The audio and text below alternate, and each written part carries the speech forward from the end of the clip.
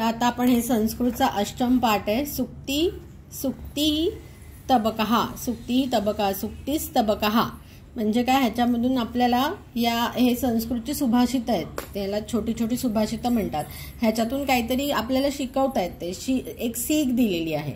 तर आता पहिलं काय म्हटलंय, उद्यमेन ही सिद्ध्यन्ति कार्याणि न मनोरथे हे नहि सुप्तस्य सिंहस्य प्रविशन्ति मुखे मृगहा. म्हणजे काय, उद्यमेन म्हणजे काय, मेहनत केल्याने, परिश्रम केल्यानेच कार्याणि म्हणजे काय, कार्याणि सिद्ध्यन्ति ते कार्य, पुष्पम पुष्पे पुष्पाणी सारखं इथे हे अनेक वचन आहे. म्हणजे कुठलंही काम असेल तर ते तुम्ही त्याच्यासाठी मेहनत घेतली तरच ते पूर्ण होणार. तुम्ही फक्त असं बोलाल काय, स्वप्नरंजन करत बसलात घरातच, हा की बाबा मी जाईन आणि मग मी ते हे करेन ते करेन, तर नुसतं विचार करण्याने कुठलं काम होत नाही. तुम्हाला तिथे जाऊन स्वतः परिश्रम करायला लागतात.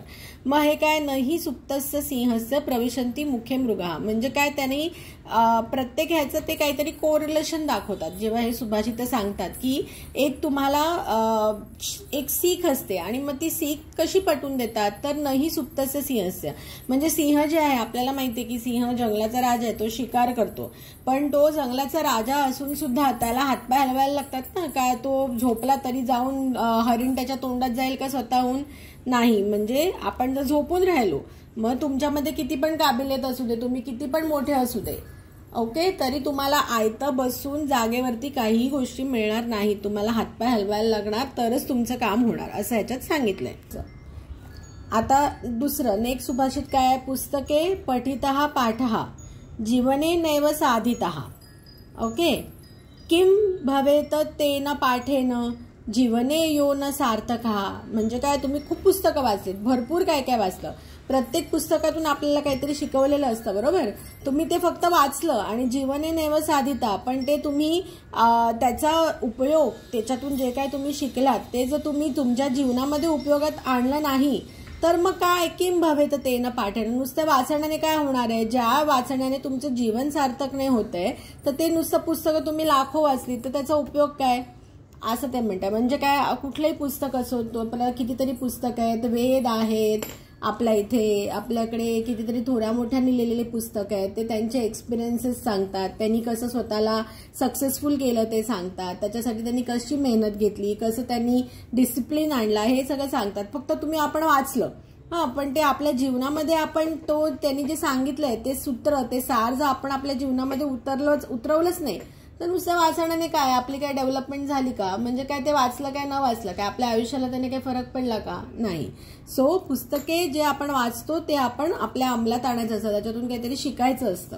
ओके, असं या सुभाषितात सांगितलंय. नंतर नेक्स्ट काय आहे, प्रिय वाक्य प्रदानेन सर्वे तुष्यन्ति जंतवः तस्मात् प्रियम हि वक्तम वचने का दरिद्रता. म्हणजे काय की आता आपल्या ओळखीचे पण नसतील लोक, काही नसतील, पण आता तू कोणाशी पण, किंवा आता मी तुझ्याशी ओरडून बोलली तर तुला आवडेल का, गोड बोलून सांगितलं तर तुला आवडेल?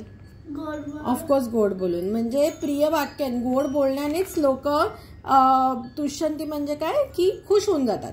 म्हणजे तुम्ही काय त्या लोकांना काही फार दिलं पाहिजे, त्यांना फार पैसे दिले पाहिजे, त्यांना खूप काही म्हणजे वस्तू नेऊन दिल्या पाहिजेत, असंही नाही. तुम्ही गोड शब्द बोललात त्यांच्याशी, बरं, गोड शब्दांनी बोललात की लोकांना कसं बरं वाटतं.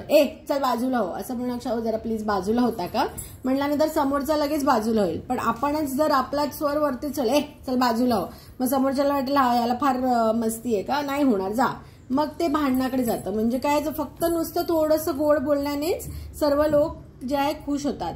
मग गोडच बोला ना, मग तुम्हाला का गोड नाही बोलायचं? इतकं छोटीशी गोष्ट आहे, तुम्हाला बाबा पैसा खर्च नाही करायचा आहे, तुम्हाला काही वस्तू नाही नेऊन द्यायची, तुम्हाला कष्ट नाही करायचे, थोडंसं गोड बोलल्याने सगळे लोक कसे होतात, तुमच्यावरती खुश होतात, तुमच्या बाजूने वळली जातात.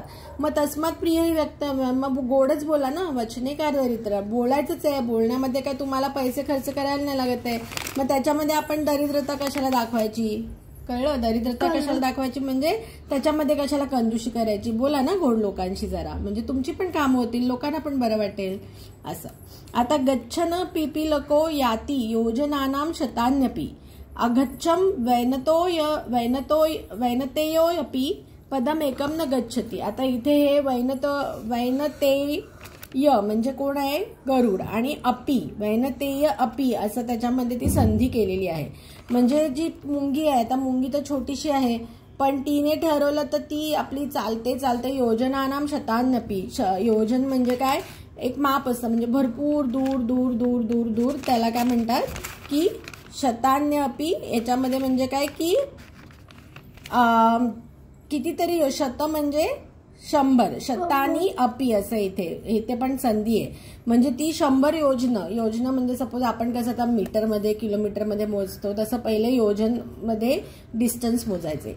मग जी छोटीशी मुंगी आहे ती चालायला सुरुवात केली का, एकदा तिने सुरुवात केली की ती आपली चालत राहते. ती किती 100 मैल पण चालेल, 100 योजना पण चालेल. अगच्छन वैनतयोपी पदम एकम न गच्छती. पण तेच गरुड, आता गरुड किती, मुंगी केवढीशी आणि गरुड केवढा आहे, गरुडामध्ये किती ताकद आहे, गरुडाकडे पंख आहेत. म्हणजे गरुडाने ठरवलं तर जर मुंगी छोटीशी चालत ती शतयोजने जाऊ शकते, म्हणजे गरुड तर किती जाऊ शकतो. पण अगच्छम जर तो जात नसेल, म्हणजे त्याने जर ठरवलं नाही, जर तो सुरुवातच नाही केली त्याने त्या कामाची, तर मग काय होणार, मग तर तो एक पण पाऊल त्याचं पुढे नाही पडणार. त्याचा अर्थ काय की म्हणजे की तुमच्या काबिलियत आहे की नाही ही गोष्ट म्हणजे दुसरी आहे, गौण आहे. पण तुम्ही ऍटलिस्ट सुरुवात करता की नाही, तुम्ही एखाद्या गोष्टीला सुरुवात केलं तर तुम्ही कुठे ना कुठे पोचाल. पण जर तुम्ही सुरुवातच नाही केलं, मग भले तुम्ही मोठे सुरमा असाल, पण तुमचं काय प्रोग्रेस होईल का, नाही होणार. म्हणजे ऍटलिस्ट प्रयत्न सुरू करा तर तुम्ही कुठेतरी पोचाल, असं त्यांनी ह्याच्यात सांगितलंय. मग काकः कृष्णः पीकः कृष्णः को भेद पीक काकयोः वसंत समये प्राप्ते काकः पीकः. म्हणजे काय, कावळा पण काळा आहे, कृष्ण म्हणजे काळा, काक म्हणजे कावळा, कावळा पण काळा आहे, पीक म्हणजे कोकिळा, आणि कोकिळा पण काळी आहे. मग काय बरं फरक आहे, कावळा आणि कोकिळ्यामध्ये काय फरक आहे का, दिसायला तर दोघे सारखेच आहेत. पण वसंत समय प्राप्त आहे म्हणजे काय, एकदा का वसंत ऋतू लागला की काय असते, वसंत ऋतू लागला, आंब्याचा मोहर आला की कोकिळा कशी गायला लागते, कुहू कुहू. म्हणजे भले ती दिसायला ती दोघं सारखेच आहेत, पण त्यांच्या गुणांमुळे लगेच आपण कोकिळीला स्पॉट करू शकतो की नाही. म्हणजे वसंत समय प्राप्त काका कावळा कावळाच राहणार आहे, आणि कोकिळा तुम्हाला लगेच स्पॉट करता येणार आहे. म्हणजे काय की तुमच्यामध्ये जर गुण असतील तर भले 100 लोकांना तुमच्यासारखेच असतील, पण तुमच्यामध्ये असं काहीतरी वेगळं असेल, एक्सेप्शनल असेल, तर तुम्ही कसे दिसताय, तुमच्याकडे काय आहे हे महत्वाचं नाहीये. तुमचा तो गुण जो आहे तो 100 लोकांमध्ये उठून दिसणार आहे. कळलं. म्हणजे योग्य वेळ आली की ज्याची कपॅबिलिटी आहे, ज्याच्यामध्ये काही गुण आहेत, त्याचं पारख ही लोकांना होतेच होते. असं म्हणजे ह्याच्यामध्ये हे जे आहेत संस्कृतची सुभाषित, ह्याच्यामधनं आपल्याला एक लोकांना शिकवण दिलेली असते, सीख दिलेली असते, आणि त्याचं कंपॅरिझन केलेलं असतं की कसं बरं, म्हणजे आपल्या आजूबाजूला दिसणाऱ्या गोष्टीमध्ये कंपॅरिझन केलं की लोकांना ती गोष्ट पटकन समजून येते. म्हणून असं कंपॅरिझन करून हे सुभाषित लिहिलेली असतात. आता जर हा व्हिडिओ आमचा आवडला असेल तर लाईक, सबस्क्राईब आणि शेअर करायला विसरू नका, आणि बेल आयकॉनला क्लिक करायला विसरू नका. थँक्यू.